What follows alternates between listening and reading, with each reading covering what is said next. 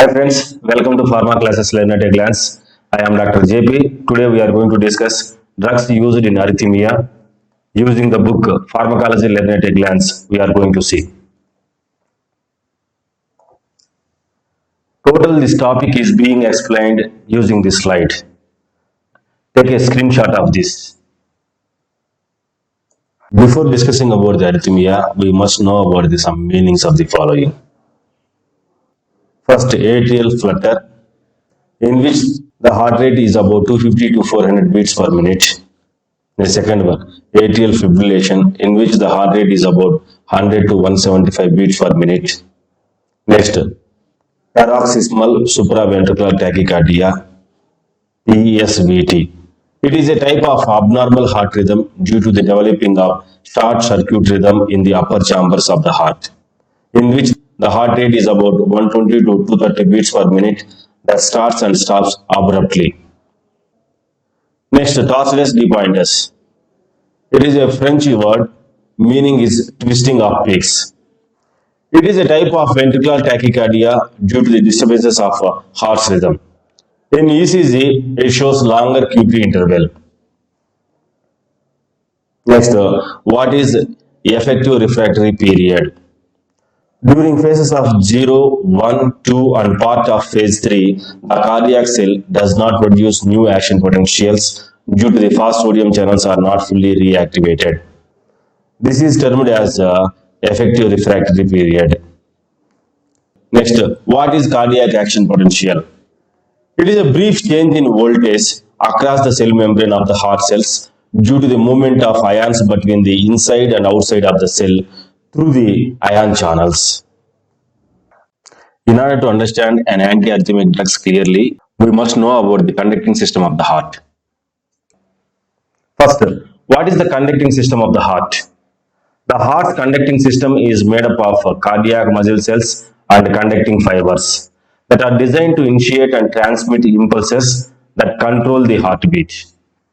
Next, what are the components of the cardiac conducting system? These are SA node, AV node, bundle of His and Purkinje fibers. You see here SA node, AV node, bundle of His and Purkinje fibers. Next, first SA node.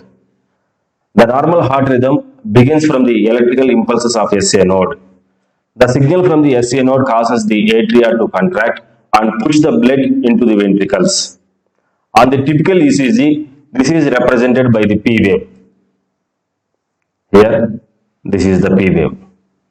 Next, role of autonomic nervous system on the SA node.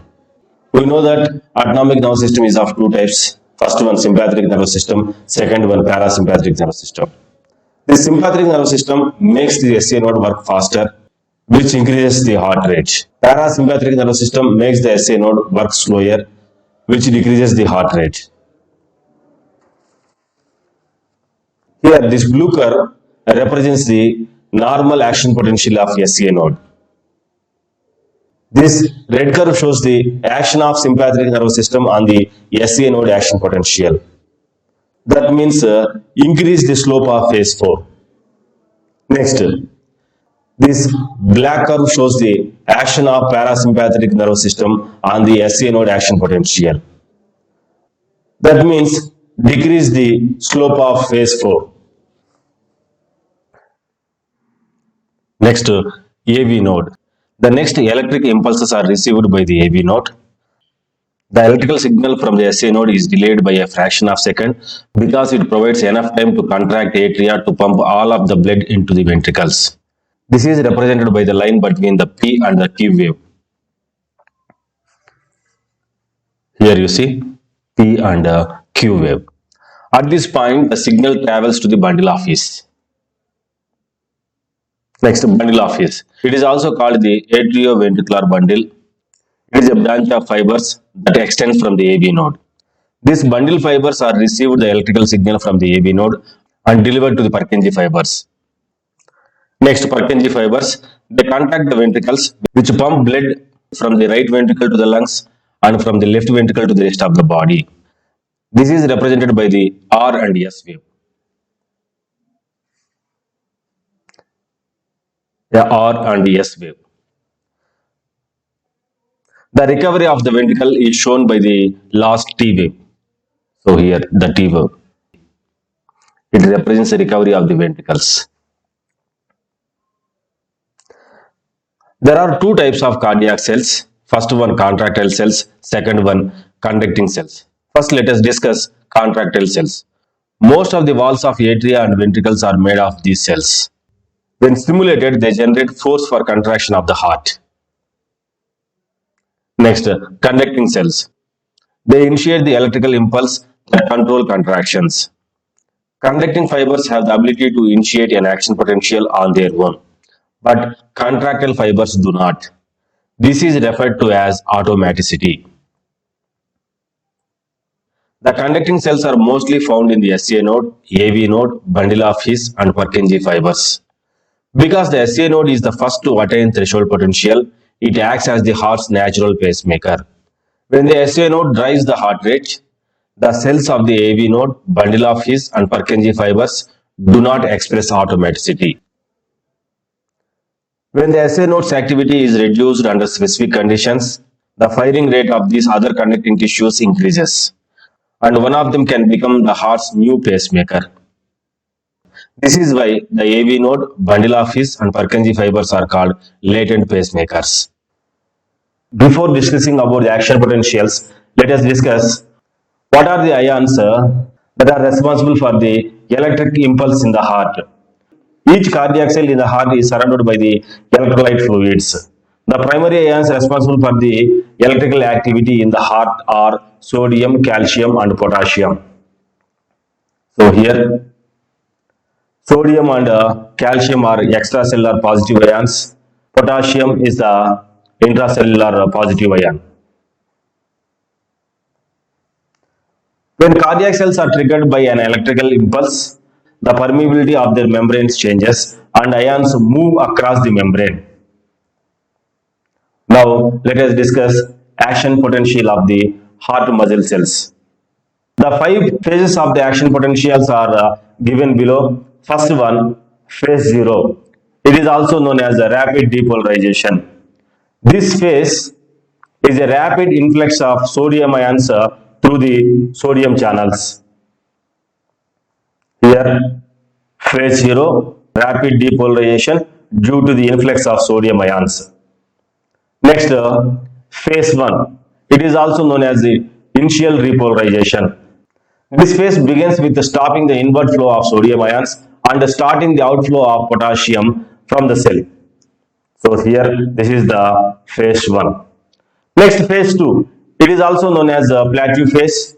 This phase begins with the entry of calcium through L-type calcium channels while potassium moves out. Here, second phase is the plateau phase. This plateau phase shows that influx of calcium ions and efflux of potassium ions.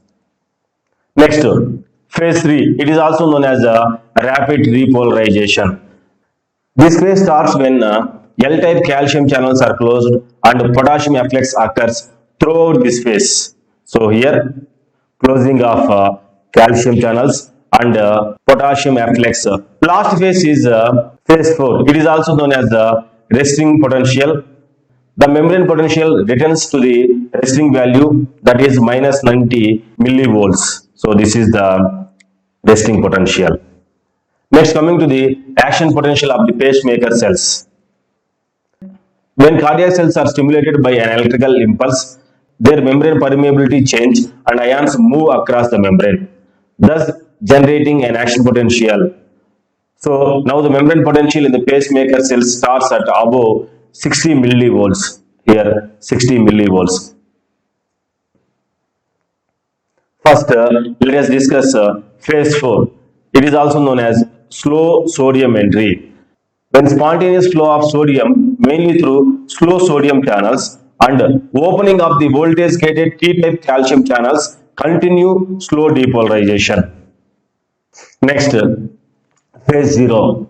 It is also known as fast calcium entry. Once threshold potential of about minus 40 millivolt is reached, the voltage gated L-type calcium channels open.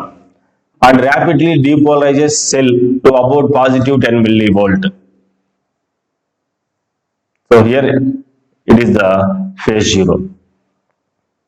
Next, phase 3, it is also known as repolarization. Finally, the L-type calcium channels close and voltage-gated potassium channels open, which allows potassium ions to escape, thus repolarizing the cell back to minus 60 millivolt. This is phase 3 action potential.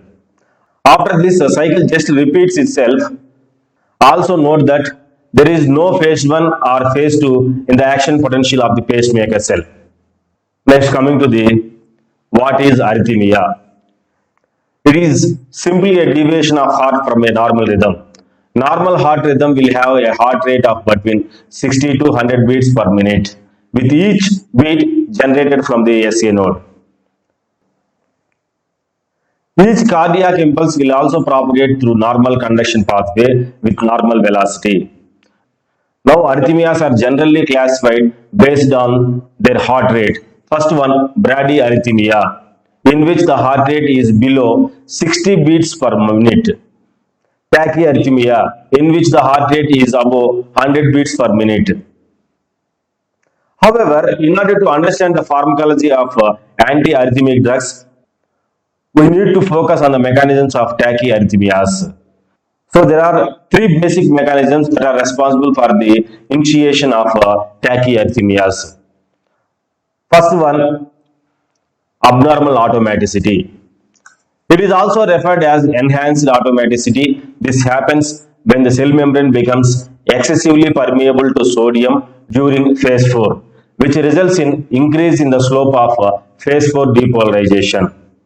This can cause other cells to accelerate their automaticity and thus generate impulses faster than the SA node.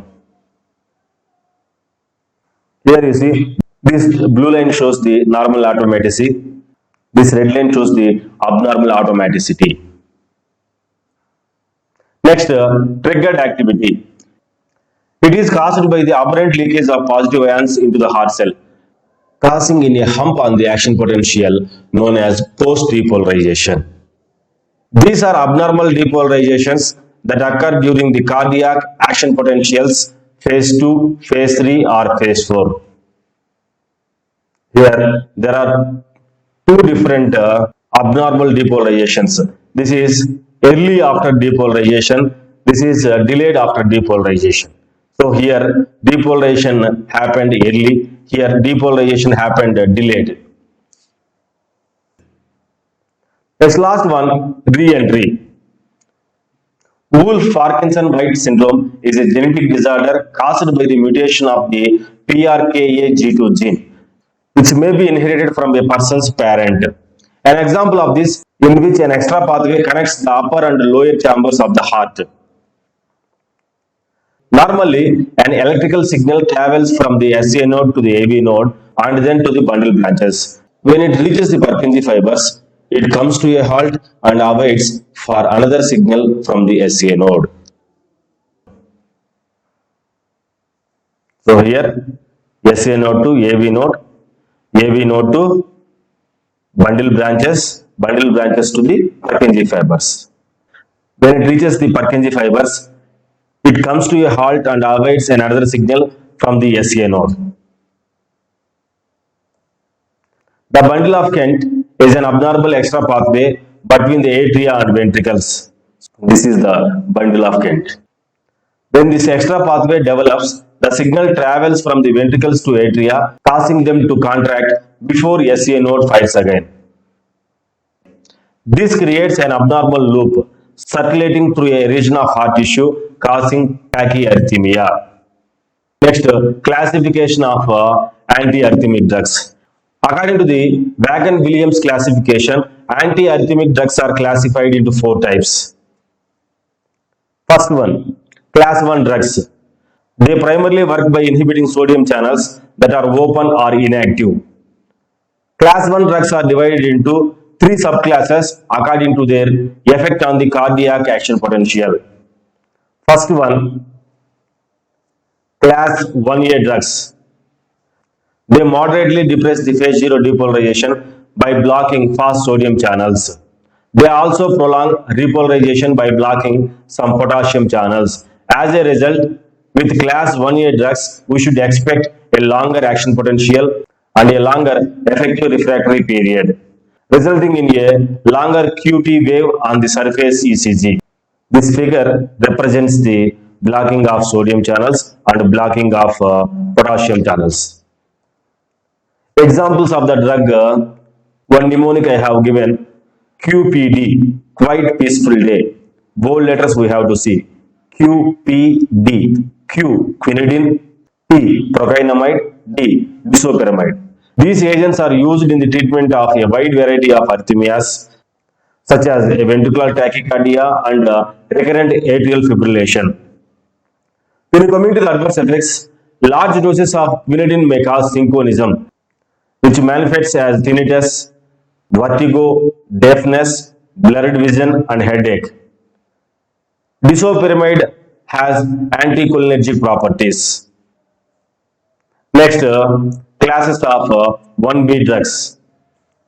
They have a weak effect on phase 0 depolarization due to minimal blockade of fast sodium channels and possess potassium channel opening property. As a result, with class 1B drugs, we should expect a shorter action potential and a shorter effective refractory period. The Q2 interval may shrink slightly as a result of this. The QRS complex in the resting action potential is unaffected. Here, this figure represents the blocking of sodium channels and opening of potassium channels. Next, examples of these classes of drugs, LAMP. All are capital letters, but we must see bold. LMP, L, lignocaine, M, mexiletine, P, phenytoin. These are mainly used in the treatment of ventricular arrhythmias. When it comes to the side effects, lidocaine can cause seizures, whereas mexiletine can cause nausea and vomiting. Next, class 1C drugs. These are potent sodium channel blockers that significantly reduce phase 0 depolarization. They significantly reduce the slope of phase 0 but have no effect on action potential duration or effective refractory period. This figure represents the blocking of sodium channels but no effect on potassium channels. What are the drugs? PMF, Prime Minister Fund. Bold letters are PMF. P, propafenone, M, moxicillin, F, flecainamide. These are mainly used in the treatment of refractory ventricular arrhythmias. Adverse effects are dizziness, blurred vision, and nausea.